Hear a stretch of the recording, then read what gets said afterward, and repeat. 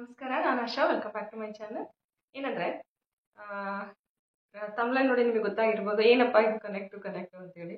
ಇತ್ತೀಚೆಗೆ ಇದು ತುಂಬ ತಲೆನೋವಾಗ್ಬಿಟ್ಟಿದೆ. ಏನು ಗೊತ್ತಾ, ಹೊಸ ಯೂಟ್ಯೂಬರ್ಸ್ ಆಗಿರ್ಬೋದು, ಮತ್ತೊಂದಾಗಿರ್ಬೋದು, ಹೊಸದಾಗಿ ಚಾನಲ್ ಸ್ಟಾರ್ಟ್ ಮಾಡಿರೋರು ಇರ್ಬೋದು, ಏನು ಮಾಡ್ತಾ ಇದ್ದಾರೆ ಅಂದರೆ, ನನಗೆ ಅದನ್ನು ನೋಡಿ ವಿಡಿಯೋ ಮಾಡಿಬಿಡೋಣ ಹಾಗೆ ಹೇಳೋಕ್ಕಿಂತ ಈ ಥರ ವಿಡಿಯೋದಲ್ಲಿ ಇನ್ಫಾರ್ಮ್ ಮಾಡೋಣ, ಅದರಿಂದ ಏನು ಪ್ರಾಬ್ಲಮ್ ಆಗುತ್ತೆ ಅಂತ. ಆ್ಯಕ್ಚುಲಿ ಇದು ಹೊಸ ಯೂಟ್ಯೂಬರ್ಸ್ಗೆ ಮಾತ್ರ, ಎಲ್ಲರಿಗೂ ಅಂತಲ್ಲ. ನಾನು ಹೇಳ್ತಿರೋದು ಈಗ ಹೊಸ ಯೂಟ್ಯೂಬರ್ಸ್ಗೆ. ಒಬ್ಬರು ಚಾನಲಿಂದ ಇನ್ನೊಬ್ಬರು ಚಾನಲಿಗೆ ಬಂದುಬಿಟ್ಟು ನಾನು ಕನೆಕ್ಟ್ ಆಗಿದ್ದೀನಿ, ನಾನು ಕನೆಕ್ಟ್ ಆಗಿದ್ದೀನಿ ರಿಟರ್ನ್ ಆಗಿ.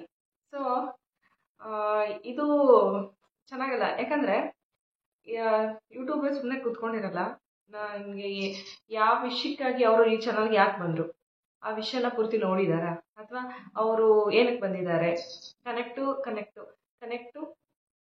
ಕನೆಕ್ಟು ರಿಟರ್ನ್ ಅನ್ನೋ ವರ್ಡನ್ನು ಈಗ ಅದು ಇಟ್ಕೊಂಡಿದೆ ಯೂಟ್ಯೂಬ್. ಅವ್ರು ಸುಮ್ಮನೆ ಕೂತಿರಲ್ಲ ಅಲ್ವಾ. ಅದರಿಂದ ಏನಾಗ್ತಿದೆ, ತುಂಬ ಪ್ರಾಬ್ಲಮ್ಸ್ ಆಗ್ತಾ ಇದೆ. ಯಾಕೆ ಆ ಥರ ಮಾಡ್ತಾ ಇದ್ದಾರೆ? ಇಷ್ಟ ಆಯಿತಾ ವಿಡಿಯೋ ನೋಡ್ತೀರಾ, ಇಷ್ಟ ಆಯಿತಾ ಒಂದು ಸ್ವಲ್ಪ ಹೊತ್ತಾದರೂ ನೋಡಬೇಕು. ನೋಡಿಬಿಟ್ಟು ಏನು ಅಂತ ಕಮೆಂಟ್ ಹಾಕಿದ್ರೆ ಅದು ಒಂದು ಜಸ್ಟ್ ಬಂದೆ, ವಿಸಿಟ್ ಕೊಟ್ಟೆ, ನಾನು ಕನೆಕ್ಟ್ ಆಗಿದ್ದೀನಿ ಸಿಸ್ಟಮ್, ಸೂಪರ್. ವಿಡಿಯೋ ಏನಿದೆ ಒಳಗಡೆ, ಏನು ಹೇಳ್ತಾ ಇದ್ದಾರೆ ವಿಷಯ ಗೊತ್ತಿಲ್ಲ, ಬಟ್ ಅಲ್ಲಿ ಬಂದು ಮೆಸೇಜ್ ಹಾಕಿ ನಾನು ಕನೆಕ್ಟ್ ಆಗಿದ್ದೀನಿ ರಿಟರ್ನ್ ಕೊಡಿ. ಇದಲ್ಲ connect return, this is not good. ಈ ರೀತಿ ಮೆಸೇಜ್ ಮಾಡ್ತಾ ಇರೋದನ್ನು, ಈ ರೀತಿ ಕಮೆಂಟ್ ಹಾಕ್ತಾ ಇರೋದನ್ನು ಯೂಟ್ಯೂಬ್ ಅಬ್ಸರ್ವ್ ಮಾಡ್ತಾ ಇದೆ. ಸೊ ಅವ್ರು ಆಲ್ರೆಡಿ ಒಂದು ಡೈರೆಕ್ಷನ್, ಒಂದು ನೋಟಿಫಿಕೇಷನನ್ನು ಕೊಟ್ಟಿದ್ದಾರೆ ಆಲ್ರೆಡಿ. ಈ ರೀತಿ ಮಾಡೋರ ಚಾನಲನ್ನು ಕಿತ್ತಾಕ್ತಾರೆ. ಈಗ ನಾವು ಹೋಗಿ ಇನ್ನೊಬ್ರು ಚಾನಲಲ್ಲಿ ಕಮೆಂಟ್ ರಿಟರ್ನ್ ಅಂತ ಹಾಕಿದಾಗ ಆ ಚಾನಲ್ಗೇನು ಪ್ರಾಬ್ಲಮ್ ಆಗೋಲ್ಲ, ಯಾರು ಕಮೆಂಟ್ ಹಾಕಿರ್ತಾರಲ್ಲ ಅವ್ರ ಚಾನಲಿಗೆ ಪ್ರಾಬ್ಲಮ್ ಆಗುತ್ತೆ. ಸೊ ಕನೆಕ್ಟು ರಿಟರ್ನು ಅಂತ ಅನ್ನೋದಕ್ಕಿಂತ ಮುಂಚೆ ನಾವು ಒಳ್ಳೆ ವಿಡಿಯೋನ ಕೊಡೋಣ. ಅದು ಇಷ್ಟ ಆದರೆ ಕನೆಕ್ಟ್ ಆಗೇ ಆಗ್ತಾರೆ, ಇಲ್ಲ ಅಂದರೆ ಬೇಡ. ಸುಮ್ಮನೆ ಹೋಗಿ ಕನೆಕ್ಟ್ ಆಗಿ ರಿಟರ್ನ್ ಆಗಿ ಅಂದರೆ ಅದು ಒಂದ್ಸಲ ಇನ್ನೊಂದು ನಿಮ್ಮ ಚಾನಲ್ಗೆ ಅದು ಪ್ರಾಬ್ಲಮ್ ಆಗುತ್ತೆ.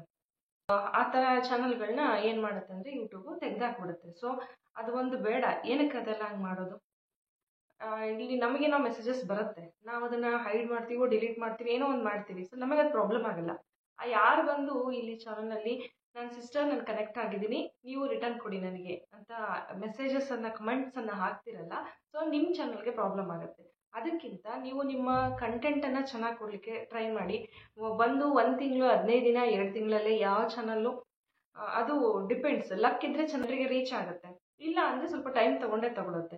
ಅದನ್ನು ಬಿಟ್ಟು ಇನ್ನೊಂದು ವೇನ ಹುಡುಕಬಾರ್ದು. ಅಂದರೆ ಈಗ ಯಾರೋ ಲೈವ್ ಮಾಡ್ತಾ ಇರ್ತಾರೆ, ಅಲ್ಲಿ ಹೋಗ್ಬಿಟ್ಟು ಜಸ್ಟ್ ಒಂದು ಕಮೆಂಟ್ ಹಾಕಿ ನಾನು ನಿಮ್ಮನ್ನು ನೋಡ್ತಾ ಇದ್ದೀನಿ, ನಾನು ನಿಮ್ಮ ಚಾನಲ್ ನೋಡ್ತಾ ಇದ್ದೀನಿ ಅಂತೇಳಿ 2 ನಿಮಿಷಕ್ಕೆ ಮತ್ತೆ ವಾಪಸ್ ಬಂದು ಇನ್ನೊಂದು ಲೈವಲ್ಲಿ ಹೋಗಿ ಆ ರೀತಿ ಮಾಡೋದ್ರಿಂದನೂ ಏನು ಯೂಸ್ ಇಲ್ಲ. ನೀವು ಆ ರೀತಿ ಮಾಡೋದ್ರಿಂದ ಇನ್ನೊಂದು ಏನು ಪ್ರಾಬ್ಲಮ್ ಆಗುತ್ತೆ ಅಂದರೆ, ನೀವು ನಿಮ್ಮ ಕಂಟೆಂಟಲ್ಲಿ, ನಿಮ್ಮ ಚಾನಲ್ನಲ್ಲಿ ಏನು ಕಂಟೆಂಟ್ ಹಾಕಬೇಕು ಅನ್ನೋ ಒಂದು ಐಡಿಯಾ ಇರುತ್ತಲ್ಲ, ಅದು ಹೋಗ್ಬಿಡುತ್ತೆ. ಬರೀ ಈ ಥರನೇ ಗಮನ ಬರುತ್ತೆ. ಒಂದು 8-10 ವೀಡಿಯೋಸ್ನ ಹಾಕ್ಕೊಂಡು, ಒಂದು 50 ವೀಡಿಯೋಸ್ನ ಹಾಕ್ಕೊಂಡ್ಬಿಟ್ಟು ಕನೆಕ್ಟು ರಿಟರ್ನ್ ಅಂತ ಕೂರೋ ಬದಲಿ ನೀವು ಇದನ್ನು ಫ್ಯಾಷನ್ನಾಗಿ ತೊಗೊಳ್ಳಿ, ಒಂದು ಹಾಬಿಯಾಗಿ ತೊಗೊಳ್ಳಿ. ನನಗೇನೋ ಫ್ರೀ ಟೈಮಲ್ಲಿ ಇದು ಮಾಡ್ತಾ ಇದ್ದೀನಿ, ಸೊ ಅದು ಮಾಡಿದಾಗ ನಮ್ಮ ಪ್ರಯತ್ನ ಇದ್ದೇ ಇದ್ದಾಗ ದೇವ್ರ ಫಲ ಕೊಡ್ತಾನೆ. ಸ್ವಲ್ಪ ನಿಧಾನ ಆದರೂ ಪರವಾಗಿಲ್ಲ, ಯಾವುದಾದ್ರೂ ಒಂದು ವಿಡಿಯೋ ಯೂಟ್ಯೂಬು ಗ್ರಿಪ್ ಮಾಡೋ ತನಕ. ಸೊ ಒಂದು ಜನರಿಗೆ ರೀಚ್ ಆಯಿತು ಅಂದರೆ ಆಟೋಮೆಟಿಕಲಿ ನೆಕ್ಸ್ಟ್ ರೀಚ್ ಆಗ್ತಾ ಹೋಗುತ್ತೆ. ಕೆಲವೊಂದು ಸಲ ಅದು ಆಗದೇನೂ ಇರ್ಬೋದು, ಇಲ್ಲ ಅಂತ ಹೇಳಲ್ಲ, ಬಟ್ ನಮ್ಮ ಪ್ರಯತ್ನ ಎಷ್ಟಾಗುತ್ತೋ ಅಷ್ಟು ಕೊಡಬೇಕು. ಬಟ್ ಇನ್ನೊಂದು ಏನು ಅಂದರೆ, ಮೇನು ಇದಕ್ಕೆ ಅಂತಲೇ ಕೊಡ್ಬಾರ್ದು. ನನಗೆ ಇದಾಗಲೇಬೇಕು, ಇದರಲ್ಲೇ ನನಗೆ ದುಡ್ಡು, ಇದು ಲಕ್ಕು, ಹೇಳಕ್ಕೆ ಬರಲ್ಲ. ಇದೊಂದು ಸಾಗರ ಯೂಟ್ಯೂಬ್ ಅನ್ನೋದು. ಯಾರನ್ನು ಕೈ ಹಿಡಿಯುತ್ತೆ, ಯಾರನ್ನು ಕೈ ಹಿಡಿಯಲ್ಲ ಅಂತ ಹೇಳಕ್ಕೆ ಬರಲ್ಲ, ಮೇನಾಗಿ. ಸೊ ನಾವು ನಮ್ಮ ಕಂಟೆಂಟ್ ಕಡೆ ಗಮನ ಕೊಡಬೇಕು. ಅದನ್ನು ಬಿಟ್ಟು ಸಿಸ್ಟರ್ ನಾನು ನಿಮಗೆ ಕನೆಕ್ಟ್ ಆಗಿದ್ದೀನಿ, ಇನ್ನು ರಿಟರ್ನ್ ಕೊಡಿ, ಅವ್ರು ತುಂಬ ಹೊತ್ತು ಇರೋದೇ ಇಲ್ಲ. ಅವರು ಆ್ಯಕ್ಚುಲಿ ಕನೆಕ್ಟ್ ಕೊಟ್ಟಿದ್ದೀನಿ ಅನ್ನೋರು ಕನೆಕ್ಟ್ ಕೊಡ್ತಾರೆ ಅಂತ ಯಾವ ಗ್ಯಾರಂಟಿ? ನಂಬಿಕೆ ಇಲ್ಲ. ಇವೆಲ್ಲ ಫೇಕು. ಬಂದುಬಿಟ್ಟು ಒಂದು ಸಲ ಕನೆಕ್ಟ್ ಕೊಟ್ಟು ಮತ್ತೆ ಅದು ರಿಟರ್ನ್ ತೊಗೊಂಡೋದ್ರೆ ಅವ್ರು ನಮ್ಮ ವೀಡಿಯೋ ನೋಡ್ತಾರಂತ ಏನಾದ್ರೂ ಗ್ಯಾರಂಟಿ ಇದೆಯಾ? ಬರೀ ಸಬ್ಸ್ಕ್ರೈಬರ್ಸ್ಗೋಸ್ಕರ ಈ ರೀತಿ ಮಾಡೋದಕ್ಕಿಂತ ನಾವು ನಿಜವಾದ ಸಬ್ಸ್ಕ್ರೈಬರ್ಸ್ನ ತೊಗೊಳ್ಳೋದು ತುಂಬ ಒಳ್ಳೆಯದು. ಈ ರೀತಿ ಇನ್ನೊಬ್ಬ ಚಾನಲಲ್ಲಿ ಬಂದು ಕನೆಕ್ಟು ರಿಟರ್ನ್ ಅಂತ ಕೂರೋದಕ್ಕಿಂತ ನೀವು ನಿಮ್ಮ ಚಾನಲ್ ಕಡೆ ಗಮನ ಕೊಡಿ. ಸೊ ಆವಾಗ ನಿಮ್ಮ ಚಾನಲ್ಲು ಡೆವಲಪ್ ಆಗುತ್ತೆ. ಇನ್ನೊಂದು, ಈ ಥರ ಮಾಡೋ ಚಾನಲ್ಸ್ಗಳನ್ನು ಯೂಟ್ಯೂಬು ತೆಗಿತಾ ಇದೆ, ಹೇಳಲ್ಲ ಕೇಳಲ್ಲ, ತೆಗೆದು ಹಾಕ್ಬಿಡುತ್ತೆ. ಒಂದು ಸಲ 2 ಸಲ ನೋಟಿಫಿಕೇಷನ್ಸ್ ಕೊಡುತ್ತೆ. ಇದೇ ರೀತಿ ಮಾಡ್ತಾ ಇದ್ದರೆ ನಿಮ್ಮ ಚಾನಲ್ ಎಲ್ಲೋಯ್ತು ಅಂತ ಹುಡುಕ್ಬೇಕಾಗುತ್ತೆ. ಸೊ ಆ ಥರ ಪರಿಸ್ಥಿತಿ ಬೇಡ.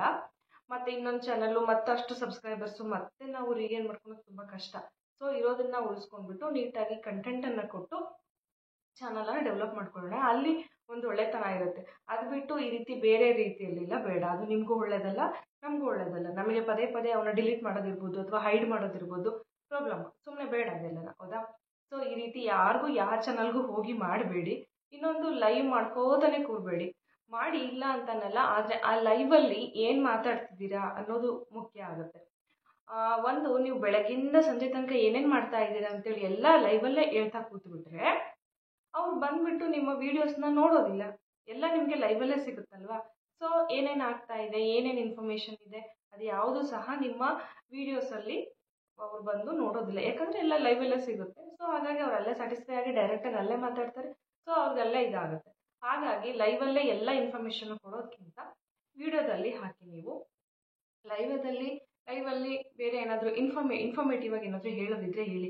ಅದು ಬಿಟ್ಟು ನಾನು ಬೆಳಗಿಂದ ಇದು ಮಾಡಿದೆ, ಅದು ಬಂದೆ, ಅದು ತಿಂದೆ, ಇದಾಯಿತು, ಹಂಗಾಯಿತು, ಹಿಂಗಾಯಿತು ಅಂತ ಅಷ್ಟು ಇನ್ಫಾರ್ಮೇಷನು ನೀವು ಲೈವ್ ಮಾಡ್ಕೋತಾನೆ ಕೂತ್ಬಿಟ್ಟು ಲೈವಲ್ಲೇ ಇಟ್ಕೊಂಡ್ರೆ ನೋ ಯೂಸ್. ಹಾಗಾಗಿ ಒಂದು ಟೈಮನ್ನು ವೀಕ್ಲಿ ಎಷ್ಟು ಸಲ ಮಾಡಬೇಕು ಲೈವು, ಅದ್ರ ಕಡೆ ಗಮನ ಕೊಡಿ.